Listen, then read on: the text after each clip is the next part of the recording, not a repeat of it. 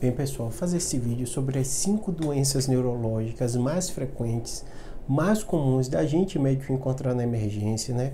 Até porque muitos pacientes perguntam aqui, Júlio, qual é o sintoma de doença neurológica mais comum? Quais são as doenças neurológicas mais frequentes? Eu costumo dizer que tem 2 tipos de locais que a gente neuro vê o paciente, né? No consultório e no hospital. E realmente o perfil da doença é completamente diferente de um local do outro, né? Porque existem algumas doenças que levam o paciente para emergência, né? Eu vou começar da mais frequente, da mais comum, que é a enxaqueca, né? Então a dor de cabeça, apesar de ser um problema de saúde pública comum, ele assusta muitos pacientes e realmente incomoda muito, né? O que faz a maioria das vezes que um paciente está na emergência, que pede uma avaliação neurológica, tem relação com dor de cabeça, né? A dor de cabeça, a cefaleia, a tensional, a enxaqueca é muito mais frequente, mas existem doenças que levam a enxaqueca, eu já vou para o segundo ponto, né? Que levam uma dor de cabeça intensa, que não é enxaqueca, né?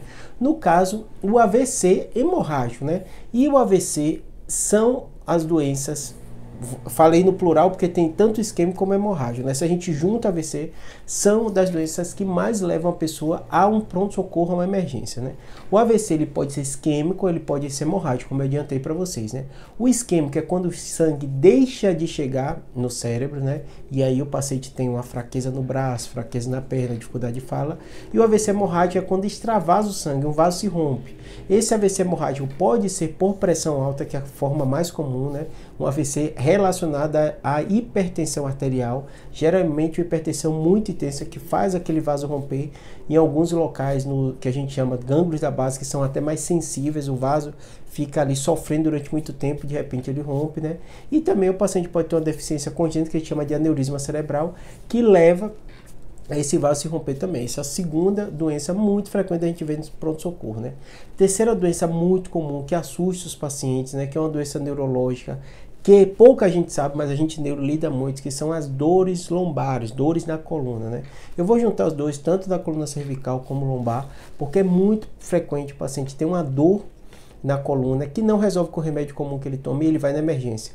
Geralmente, muitos pacientes chegam lá travado, ele não consegue movimentar, ele assusta, ele fala, será que alguma coisa quebrou, eu tive uma fratura, né?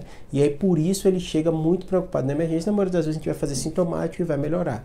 Mas é uma queixa muito comum, um terceiro, um dos mais frequentes problemas de emergência, o paciente procurar emergência por causa desse quadro, né? Quarto quadro é tontura. Júlio, tontura, as pessoas vão muito na emergência muito, desde quadros que o otorrino lida mais, como labirintite, causas periféricas, né? Mas também tontura, né? De outras etiologias, né? Que pode ser por causa do vestíbulo, que o otorrino lida mais com a gente, mas também central. Então, é muito comum o paciente com transtorno de ansiedade, paciente com tontura relacionado, né, a outras doenças neurológicas ou neurocirúrgicas, como tumor cerebral, tontura relacionada à hidrocefalia, tontura relacionada a um quadro agudo, até de hemorragia ou AVC na parte cerebelar, o paciente reclama também. E esse é o quarto problema de saúde muito comum que leva os pacientes a irem na emergência e acabam chamando a gente no pronto-socorro, né? E o quinto quadro, mais comum, é o trauma, a pancada na cabeça. Então, vira e mexe o paciente, uma criança, um adulto, bateu a cabeça, começa a ter dor, a família fica preocupada, acha que está mais sonolento, a dor não melhora, fica meio choroso, né? E a família leva o paciente na emergência, né? Chega muito para a gente, neurocirurgião. É um dos quadros mais comuns, porque a grande dúvida é, precisa ou não precisa de imagem? Vou fazer tomografia ou não vou?